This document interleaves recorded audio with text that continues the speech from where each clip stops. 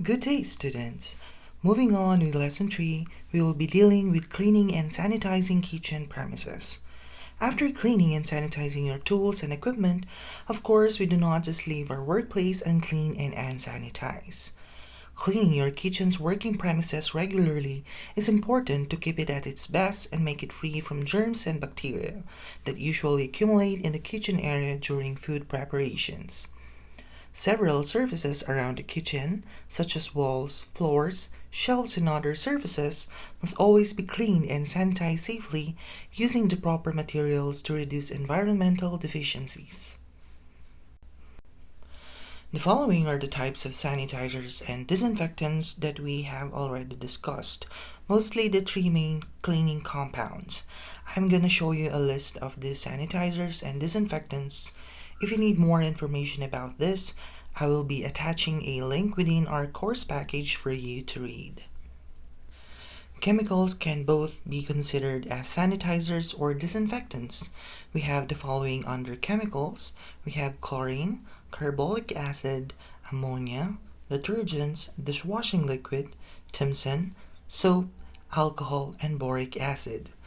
Common chemicals that we can use to clean our kitchen premises are the use of chlorine or bleach, detergents, dishwashing liquid, soaps, and alcohol, which can normally be seen around the kitchen area. Next one, heat sanitizers. Remember from the last video, it states that sanitizing can be done with the use of chemicals or with the application of heat. So this includes hot water, steam, ammonia, dry heat, UV light, filtration. We commonly practice using hot water to sanitize our utensils or bottles. Other types of heat sanitizers are for commercial use or others. Let us now proceed to how we can utilize these sanitizers and disinfectants to disinfect our kitchen. 1. Preliminary cleaning is required.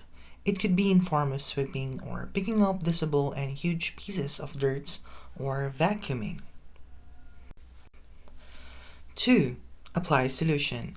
If you have any allergic reaction to certain chemicals, better make use of safety gloves or rubber gloves to keep you safe. You can also use face masks to avoid inhaling strong fumes or chemicals. Treated surface must remain wet for 10 minutes before wiping them with dry cloth or allowing them to air dry. What usually happens is that after applying the solution or chemical, we usually clean it right away, and that is one reason why even cleaning almost every day, it is still useless, since bacteria or viruses may survive due to improper application of chemicals. 3. Spray application. Use a spray device for spray application. Spray 6 to 8 inches from the surface, rub with a brush, sponge, or a cloth. Avoid inhaling sprays. Rinse all surfaces that come in contact with food, such as exterior of appliances and tables. As you can see from the slide, she is wearing something to cover her mouth and a fabric to cover her hair, making it easier for her to work around cleaning. Spraying 6 to 8 inches will ensure wider coverage of application instead of close spraying. What to do when this happens? Chemical poisoning. These are first aid procedures that you can administer or attend to someone if you encounter an individual who might be poisoned with chemicals. If the person has been exposed to poisonous fumes such as carbon monoxide, get him or her into fresh air immediately. If the person swallowed the poison, remove anything remaining in the mouth. If the suspected poison is a household cleaner or other chemical, read the label and follow instructions for accident poisoning. If the product is toxic, the label will likely advise you to call the hospital doctor. These are just first aid procedures that may lessen the impact of poisoning or something that can help to ease the pain. Always make sure to immediately call someone who can help or go see a doctor for further evaluation and treatment. All food contact equipments, containers, and utensils surfaces must be cleaned thoroughly after each use. Applying sanitizers and disinfectant. But always see to it to follow safety workplace procedures to avoid such harm or accidental poisoning. Remember, class, cleanliness of the workplace is a must, but safety is always our top priority. Although it says end of the lesson, I still need you to view the video that I included. That video talks about cleaning kitchen premises, particularly food contact surface, and after watching the 2-minute video, you can now proceed to your activities. I will be allotting 2 days for the activity for you to finish, and that is all for today. Goodbye and thank you, class. Stay safe, everyone.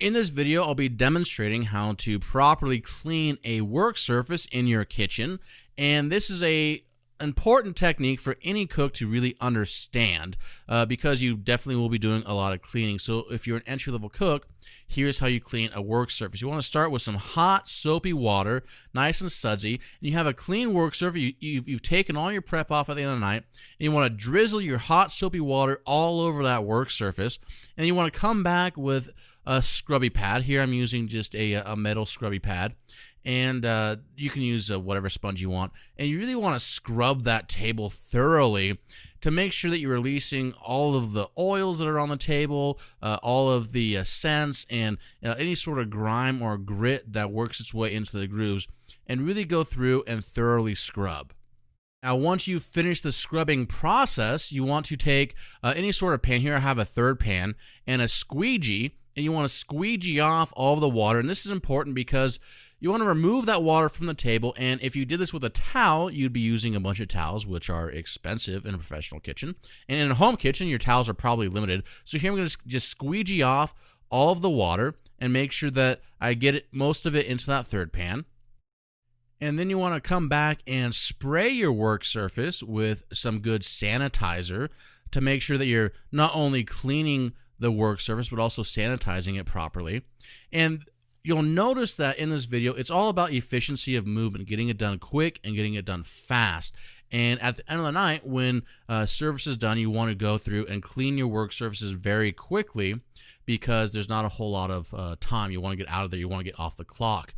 So after you spray it down with a good amount of sanitizer, you want to come back with a cleaning towel and wipe all that sanitizer clean off of your table. And then you are left with a nice clean work surface that has been cleaned and sanitized, which is very important. For more information and tips just like this, you can check out our kitchen prep series by heading over to stellaculinary.com/KP19.